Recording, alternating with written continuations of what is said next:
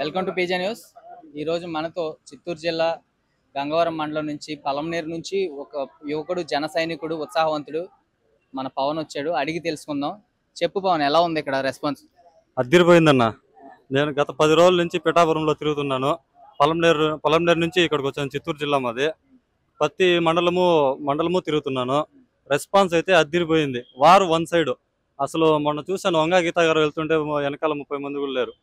జనాలు వెళ్ళట్లేదు అసలు వాళ్ళ దగ్గరికే, వాళ్ళ వంక కూడా చూడట్లేదు. ఖచ్చితంగా పిఠాపురంలో కళ్యాణ్ గారు లక్ష మెజారిటీ కన్ఫాము. అదేవిధంగా కూటమి పక్క ఏ అభ్యర్థి నిలబడిన అత్యధిక మెజారిటీతో గెలుస్తారు. మా పొలంనేరులో కూడా టీడీపీ పక్క నిలబడుతున్నారు అమర్నాథ్ రెడ్డి గారు. అత్యధిక మెజారిటీతో మేము గెలిపించుకుంటున్నాము.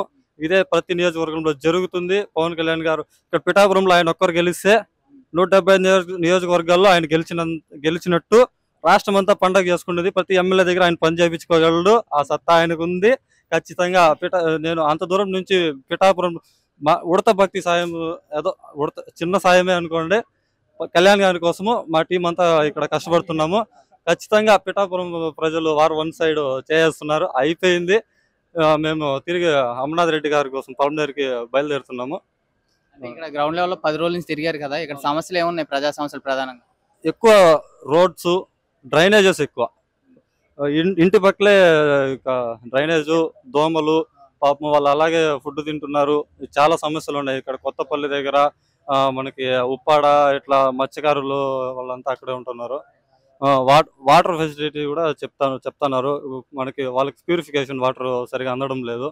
వీటిపైన ఖచ్చితంగా కళ్యాణ్ గారు రాగానే పిఠాపురం ఒక స్మార్ట్ సిటీ అయిపోతుంది. మన దేశంలోనే స్మార్ట్ సిటీ అయిపోతుంది. దేశంలోనే ప్రపంచమంతా కళ్యాణ్ గారిని పోటీ చేస్తున్న పిఠాపురాన్ని చూస్తున్నారు.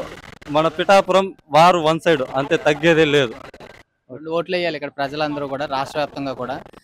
అంటే కొన్ని చోట్ల గ్లాస్ ఉంటే సైకిల్ ఉంటుంది, సైకిల్ ఉంటే గ్లాస్ ఉంటుంది, అలా ఉంటుంది. మరి కొంచెం క్లారిటీగా చెప్పండి ప్రజలందరూ. ఇది కూటమి వాళ్ళు పొత్తు పెట్టుకున్నారు కాబట్టి, వాళ్ళు పెద్దోళ్ళు మన రాష్ట్ర భవిష్యత్తు దృష్టిలో పెట్టుకొని వాళ్ళు పొత్తు పెట్టుకున్నారు. అంటే మనకి ఏదన్నా రాష్ట్రంలో ఏం హెల్ప్ కావాలన్నా మోడీ గారి సహకారం ఖచ్చితంగా కావాలా. ప్లస్ చంద్రబాబు నాయుడు గారి అనుభవము, కళ్యాణ్ గారి తెగింపు చాలా అవసరము ఈ రాష్ట్రానికి. మన కూటమి తరపున ఏ అభ్యర్థి నిలబడినా పువ్వు గుర్తు కావచ్చు, సైకిల్ గుర్తు కావచ్చు, గ్లాసు గుర్తు కావచ్చు, గుద్దేయడమే. ఖచ్చితంగా కూటమి అభ్యర్థులు ప్రతి చోట గెలుస్తున్నారు. రాసి పెట్టుకోండి.